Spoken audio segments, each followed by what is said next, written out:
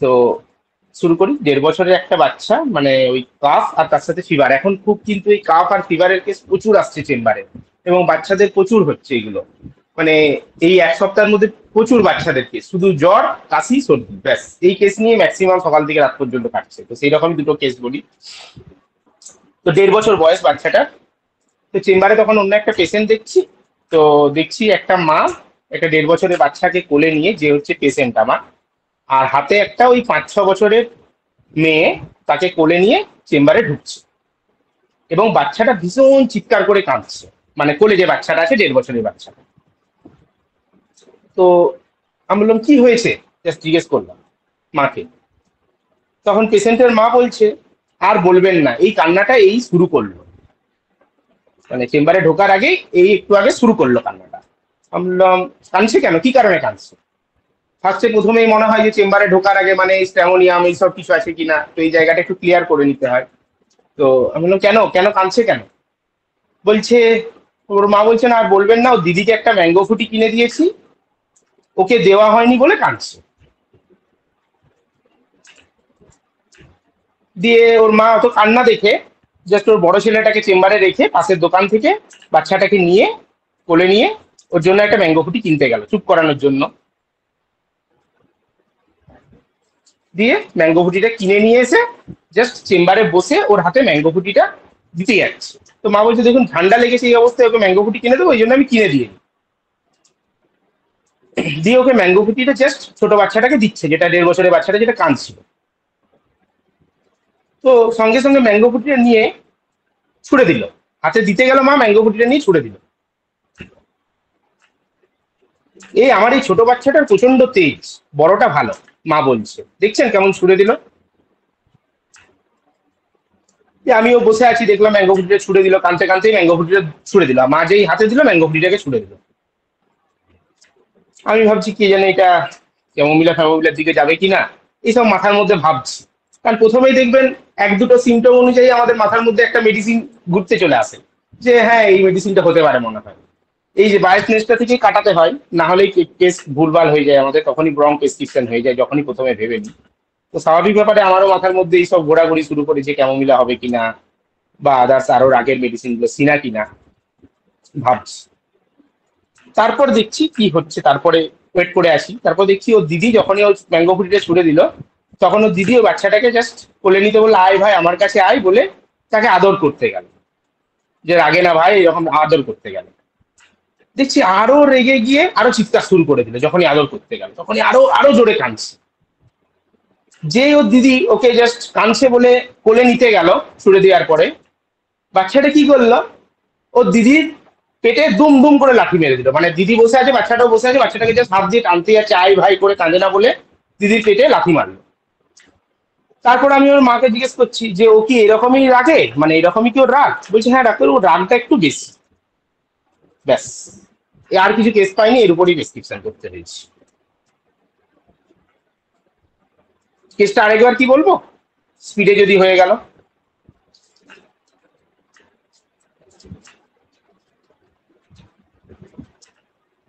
Hello. হ্যাঁ, একবার একটু বলেন। হ্যাঁ, ব্যাপারটা হচ্ছে একটা 1.5 বছরের বাচ্চাকে কোলে নিয়ে, একটা 5-6 বছরের বাচ্চাকে হাতে নিয়ে মা আসছে চেম্বারে। বাচ্চাটা চেম্বারে ঢোকার আগে দেখছি ভীষণ চিৎকার করছে। তো স্বাভাবিকভাবে আমি জিজ্ঞেস করি কি হয়েছে। মা বললো যে ওই এই কান্নাটা শুরু করলো ও। আমি বললাম কেন কাঁদছে কেন? ওর মা বলছে ও দিদিকে একটা ম্যাঙ্গো ফুটি কিনে দিয়েছি, ওকে দেওয়া হয়নি তাই কাঁদছে।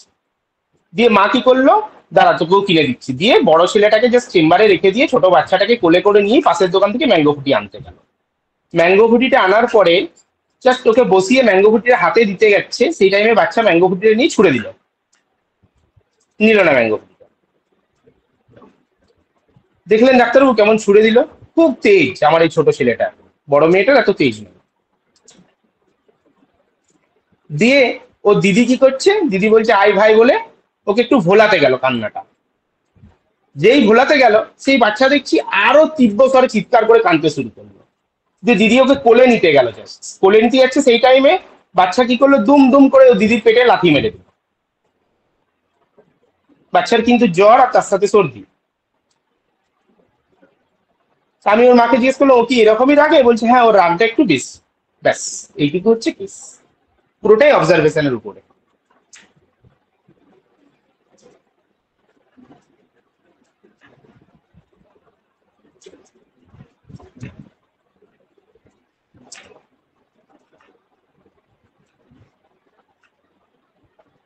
প্রচন্ড চিৎকার করে কাঁদছে, উইপিং দিয়া রূপ দিক কিছু নেওয়ার দরকার নেই, প্রচন্ড কান্না চিৎকার এরকম ভাবে, মানে যে কান্নাটা প্রচন্ড আপনার কানে আসবে সেরকম টাইপের কাঁদছে।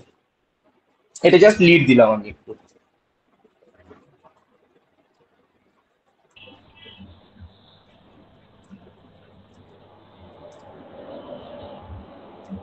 বলুন। হ্যাঁ সঞ্জিত, সঞ্জিত স্যার বলুন। হ্যাঁ, হ্যাঁ স্যার বলছিলাম, লাগছে তো কেমন এলা। প্রথমত বাচ্চাটা ফুটি, মানে ভাই দাদাকে ফুটি কিনে দেওয়া হয়েছে, ওকে ফুটি কিনে দেওয়া হয়নি, তাই সে কান্না করছে। হ্যাঁ তো এখান থেকে আমরা হ্যাঁ ডাইরেক্ট যদি একটা রুগী আমাদের কাছে যেটা আছে চলে যাই, সে চাচ্ছিল তাকে দেওয়া হচ্ছে না, কান্না করছে। তারপর মা যখন আবার চেম্বারে এসে তাকে যখন ফুটিটা কিনে দিল, তখন আবার কি করে ফেলে দিল। তো ওখান থেকে আমাদেরকে রুগী চলে আসতে প্র্যাকটিসে আসতে রিজেক্টটা দিয়ে চেয়েছে, আবার সেটা দিচ্ছে। তারপরে আবার কিছুক্ষণ পর যখন ভাই যখন না বোন না ভাই ভাই যখন আদর করে তাকে নিচ্ছে, তখন সে আদরটা নিচ্ছে না, বরঞ্চ মার ভাই দিদির পেটেও দুম করে লাথি মারছে। তো স্ট্রাইকিং চিলড্রেন, এই তিনটা রুব্রিক সঙ্গে আবার যদি ওটা রুব্রিক আমরা নেই, যে ওকে ও যা যাচ্ছিল তাকে যখন ওটা দেওয়া হচ্ছে তখন সে রাগ করছিল, তাহলে আমাদের সরাসরি কেমন চলে আসছে। আচ্ছা স্যার, আমারও ক্যামোমিলা মাথায় এসেছিল একদম, আমিও বললাম না মাথার মধ্যে ঘুরছে আমার ক্যামোমিলা দেবো কিনা, কিন্তু একটা জায়গাটাতে একটু পার্থক্য হয়ে গেল, ওই রুব্রিকটাকে ছাড়তে পারলাম না, ওই জন্য ড্রাগটা অন্য হয়ে গেল।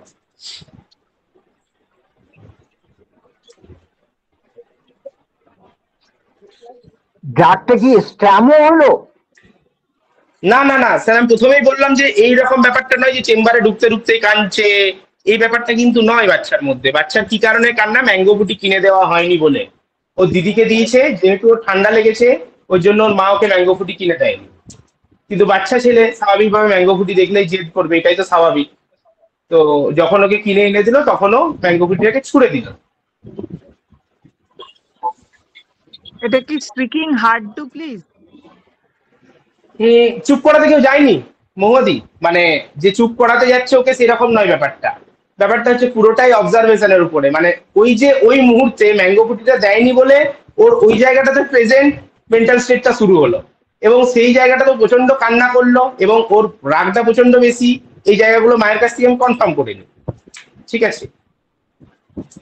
ওর দিদি যখন ওকে জাস্ট কনসোল করতে যাচ্ছে বা আদর করতে যাচ্ছে, সেই টাইমে ও আরো বেশি রেগে গেল এবং আরো বেশি কান্না শুরু করলো। এই যে জায়গাটা, এই জায়গাটা ধরেই আমি ঢুকেছি কেসটাতে।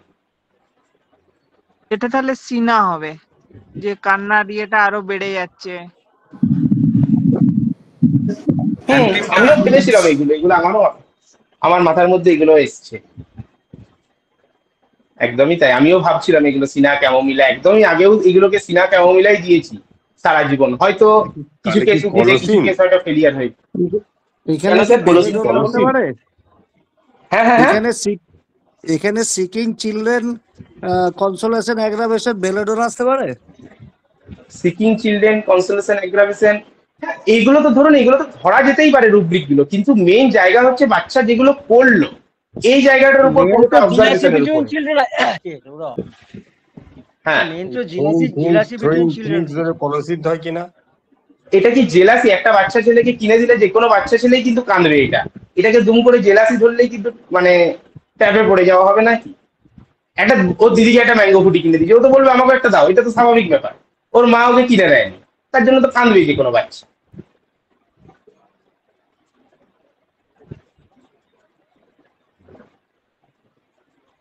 হ্যাঁ বলুন না দিলীপ স্যার, বলুন। বলছিলাম এটা কি তাহলে কলসিন? ওই ছুড়ে টুড়ে না কলসিন, না না না না না না কলসিন নয়। ছুটে দেওয়াটা ওই জায়গাটা খুব ইম্পর্টেন্ট। দিদি যখন কোলে নিতে গেল দিদির পেটে দুম দুম করে লাথি মেরে দিল, বাচ্চা খুব রেগে আছে, একদম পুরো বিরাট কাঁদছে একদম পুরো। তাহলে আর মাথায় আসছে না। মাইন্ড টেকনিকের এটাই হচ্ছে জাদু, ওই মুহূর্তে চেম্বারে যেটা করবে সেটা অনুযায়ী ভেবে ওষুধ দিয়ে দাও, কাজ হয়ে যায়। হ্যাঁ, এটাই জন্যই একদম রিভলিউশন অফ হোমিওপ্যাথি। একদম যত দেখছি ততই অবাক হচ্ছে। মানে আর কিছু এবার ভাবার তাহলে দরকারই নেই, কতদিন জ্বরের থেকে সময় কে এটা ছিল বলবো? কি না এসব কিছু ভাবার। হ্যাঁ স্যার, হ্যাঁ আমি বলে দিই তাহলে। না না না না নেক্সট নাই স্যার, আমি বলে দিই। একটু অন্যরকম ভাবে ভেবেছি এবং দারুণ কাজ দিয়েছে মেডিসিনে। মানে দুটো ডাক 200-এ দুটো দাগ পড়ার পরেই জ্বর উঠে গেছে সঙ্গে সঙ্গে, আর বাচ্চা সর্দিও হয়নি, কাশির জন্য আর কিছু ভাবতে হয়নি আমাকে। তো আমি ফার্স্ট রুব্রিক ধরেছিলাম anger refuse when things he wants are. First rubric ধরেছিলাম। সে কি করলো, অ্যাঙ্গার রিফিউজ করে দিল জিনিসটাকে, when things he wants are মানে সে যে জিনিসটা যেটা চেয়েছিল সেটাকে তাকে দেওয়া হলো, সেই মুহূর্তে সে সেটাকে রিফিউজ করলো। 1 নম্বর। 2 নম্বর রুব্রিক নিয়েছিলাম সিকিং অ্যাঙ্গার ইন। খুব দেখবেন ক্লোজ আসবে ক্যামোমিলার সাথে, আমি জাস্ট স্ক্রিনটা শেয়ার করলে বুঝতে পারবেন।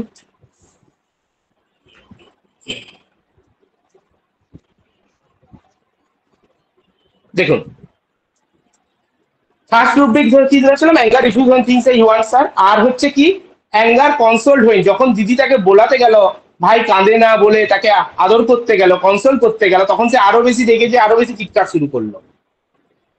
আর একটা কি, সিকিং অ্যাঙ্গার ইন, সে এতটাই রেগে আছে যে চিৎকার করেই যাচ্ছে কন্টিনিউয়াস। আর কিকিং অ্যাঙ্গার ডিউরিং, রেগে যে দিদির পেটে কি করলো, দুম দুম করে লাঠি মেরে দিল। এই রুব্রিক গুলো ধরে এসেছিল ভ্যানিলা। ভ্যানিলা 200 3টে ডোজ। বলুন এবারে। খুব ক্যামোমিলা ক্লোজ, সঞ্জিত স্যার একদম ঠিক বলেছেন, খুব ক্যামোমিলা ক্লোজ। কিন্তু ক্যামোমিলাতে এই রুব্রিকটা নেই, কিকিং অ্যাঙ্গার ডিউরিং। কিক করলো তো দিদিকে, পেটে দুম দুম করে লাথি মেরে দিল। বলুন। Kicking anger during a vanilla আছে? হ্যাঁ একদম, এই তো স্যার ইয়ে দিয়ে দিয়েছি আমি। আচ্ছা আচ্ছা আচ্ছা আচ্ছা, ভেরি গুড, ঠিক আছে ঠিক আছে। মৌমাদি বলো, কেমন মানে অন্যরকম একটু ভেবেছি। একদম অন্যরকম। রুব্রিক গুলো আরেকবার দেন, আরেকবার দেন, একটু দেখে নি। এত হ্যাঁ দিচ্ছি ভ্যানিলার দিচ্ছি। লাভ কোন দিকে চলে গেল? অ্যাকিউটে ভ্যানিলা, এটা আমিও নিজে অবাক হয়েছি, এতদিন এগুলোকে ক্যামোমিলাই দিয়ে এসেছি। সত্যি কথা বলতে ক্যামোমিলা দিয়ে এসেছি এগুলোকে। কিকিংটা হয়তো ভুলে গেছি যে ঠিক আছে রেগেছে হয়তো লাথি মারছে, কিন্তু এরকম যে একটা রুব্রিক আছে এবং ওটাকে কাজে লাগানো যায়, এটাই দেখলাম সেদিন, ওই জন্যই চেষ্টা বলছি আরো বিশেষ করে।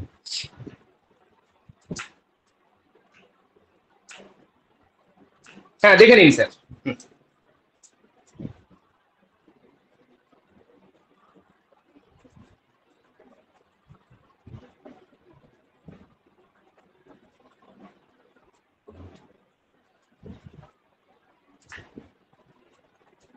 স্টপ করবো? হয়ে গেছে। বলুন এবার, আর যদি কেউ কিছু বলেন। না, অজয় স্যারের হয়ে আমি বলে দিচ্ছি, দারুণ দারুণ। না, অজয় স্যারের মুখ থেকেই শুনবো, এটা আমার শুনতে খুব ভালো লাগে। আরে কি বলবো, আপনি যা আমাদের আপনি ভুলিয়ে আজকে তিনজন ডাক্তার স্যার আমাদের যা ভরাচ্ছে কি বলবো। এ দারুণ দারুণ বলেও শেষ হবে না। Thank you sir. দারুণ।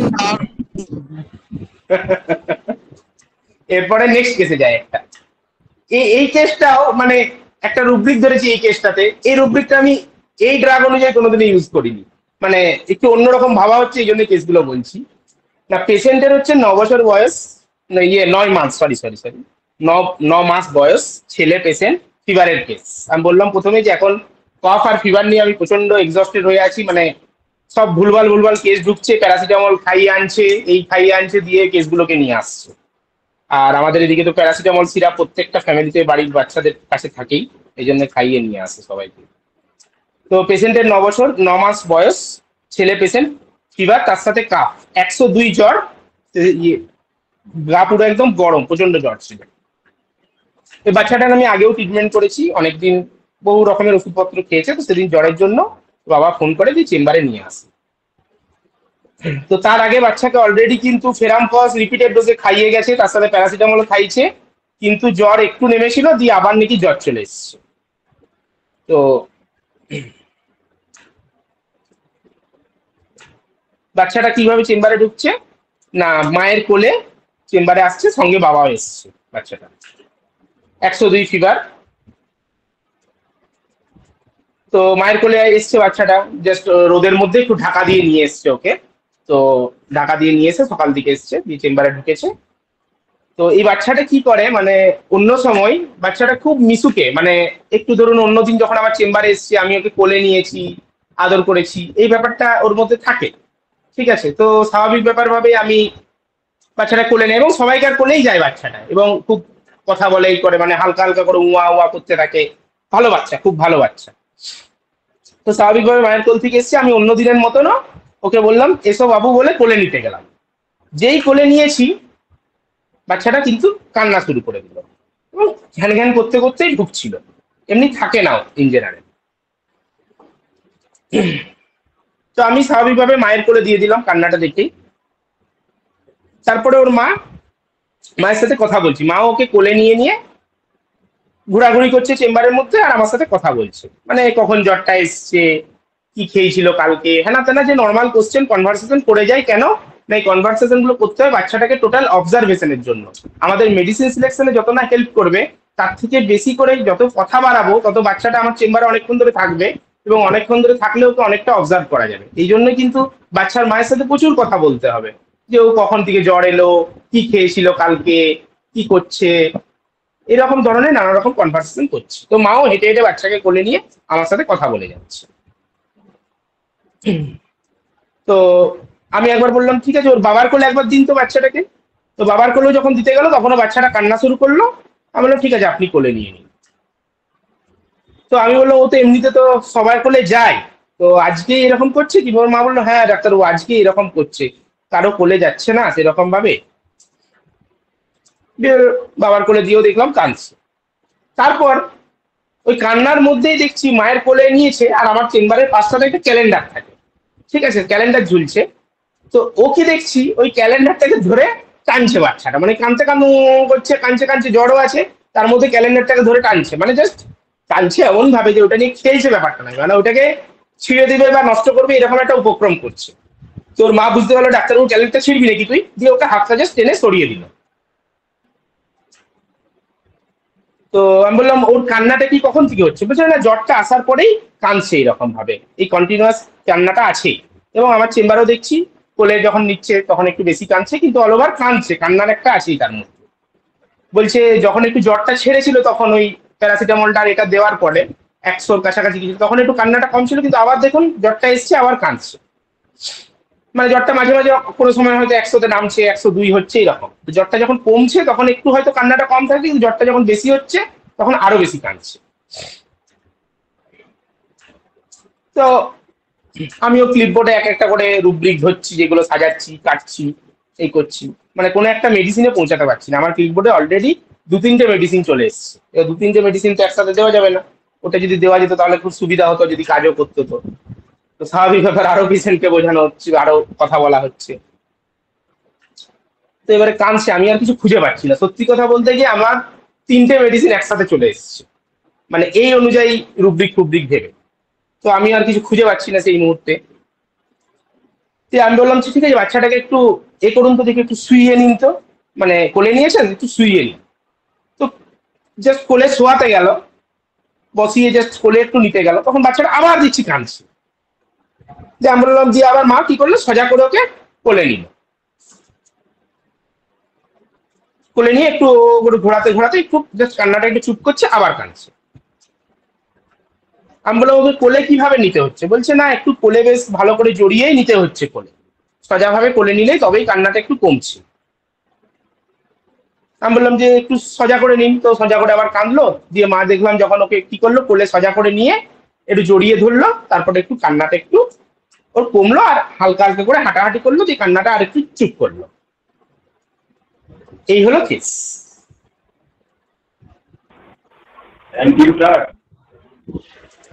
স্যার ওই জায়গাটা আমিও ভেবেছিলাম যে এইটা, কিন্তু বাকি রুব্রিক গুলো অ্যান্টিমটাটের সাথে ম্যাচ খাচ্ছে না। Carried deserve to be carried sitting up, এই জায়গাটা সিটিং আপ ব্যাপারটা, হ্যাঁ ঠিকই বলছেন, সিটিং আপ জায়গাটা সোজা করে নিচ্ছে, কিন্তু মা কি বললো যে সোজা করে একটু জড়িয়ে নিতে হচ্ছে ওকে। 9 মাসের বাচ্চা তো সবসময় এরকম ভাবে থাকবে না। 9 মাসের বাচ্চাকে একটু কোলেই নিতে হয়, কারণ ঘাটটা সোজা হয়ে যায়। তো স্বাভাবিকভাবে ওকে একটু জড়িয়ে নিলে তখন একটু কান্নাটা একটু কমছে, আর অন্য কারোর কোলে যাচ্ছে না, আমার কোলেই থাকছে। এবং আমি ওই জিনিসটা টোটাল অবজারভেশনও দেখলাম, বাবার কোলে দিলাম, কান্না শুরু করলো, আমি কোলে নিতে গেলাম, অন্যদিন যখন চেম্বারে এসে আমার কোলে চলে আসে, এবারে কিন্তু আমার কোলে এসে কান্না শুরু করে দিল। কেসটা শোনা গেছে তো? জেলসিমিয়াম ওই মা মানে মা ক্লিন করলো বা মা হেল্ড করলো, সেইটাও ডিজায়ার হেল্ড বা ডিজায়ার ক্লিন এরকম কিছু ব্যাপার আছে? হ্যাঁ, মানে মা কি করলো, ওকে কান্নাটা চুপ করানোর জন্য, দেখুন বাচ্চা কিন্তু অল্প অল্প করে কেঁদেই যাচ্ছে, তার মধ্যেও কান্নাটা একটু চুপ করানোর জন্য মাকে যখন আমি বললাম যে চিৎ হয়ে ওকে নাও তো একটু সোজা করে, তো দেখুন তখন কাঁদলো, দিয়ে মা কি করলো, আবার কোলের মধ্যে ছুড়ে নিয়ে ওকে একটু চিপে ধরলো, জড়িয়ে ধরলো, একটু ভালো করে জড়িয়ে ধরলো, তারপরে একটু হাঁটাহাঁটি করলো, তারপরে কান্নাটা একটু দেখলাম একটু চুপ করলো। ও মায়ের কোল থেকে কারুর কোলে যাচ্ছে না, এবং আমার কোলেও এলো না, ইভেন ওর বাবা পাশে বসেছিল, বাবার কোলেও দিতে গেল, সেই কান্না শুরু করে দিল। আর কি করলো না, বাচ্চা কি করলো, চেম্বারে আমার ক্যালেন্ডারটা ধরে টেনে ছিঁড়তে যাচ্ছিল, ওর মা দেখলো কি যে ছিঁড়তে যাচ্ছে, সেটা আমার মাকে হাতটা সরিয়ে দিল, অত জ্বরের মধ্যেও কিন্তু ক্যালেন্ডার ছিঁড়তে যাচ্ছে। এই জায়গাগুলো একটু স্ট্রাইকিং পয়েন্ট, এবং এইগুলোর উপরেই রেস্ট্রিকশন করেছি।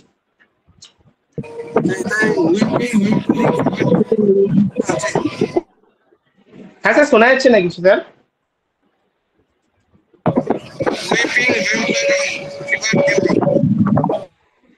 স্যার আপনার মাইক্রোফোনে, বা আপনি হয়তো ট্রেনে আছেন, কিছু শুনতে পাচ্ছি না। ক্লিঙ্গিং সিকোয়েন্স হবে? হ্যাঁ হ্যাঁ বলুন। ক্লিঙ্গিং সিকোয়েন্স। ক্লিঙ্গিং সিকোয়েন্স, হ্যাঁ সিপিয়া। আচ্ছা আমি বলুন কি আছে, দাগ কি আছে? Sepia sepia. না, ক্লিঙ্গিং আরো বাকি অবজারভেশন গুলো ছেড়ে দেবেন, একটাই শুধু ধরবেন? বাকি ক্যালেন্ডার ছিঁড়তে গেল, মায়ের কোল ছাড়া অন্য কারো কোলে যাচ্ছে না, মাকেই রেখেছে শুধু।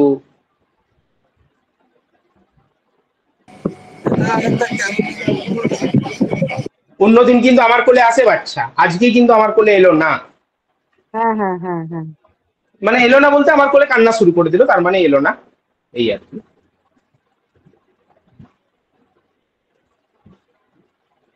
কারণ আমাদেরকে তো টোটালিটি অফ জার্নি করতে হবে না, টোটালিটি অফ পেশেন্টের জার্নি, আমরা তো শুধু একটা মাত্র এর উপর তো প্রেসক্রিপশন করতে পারি না, না, এটা তো স্যাররা বারবারই বলেন টোটালিটি করো টোটালিটি করো।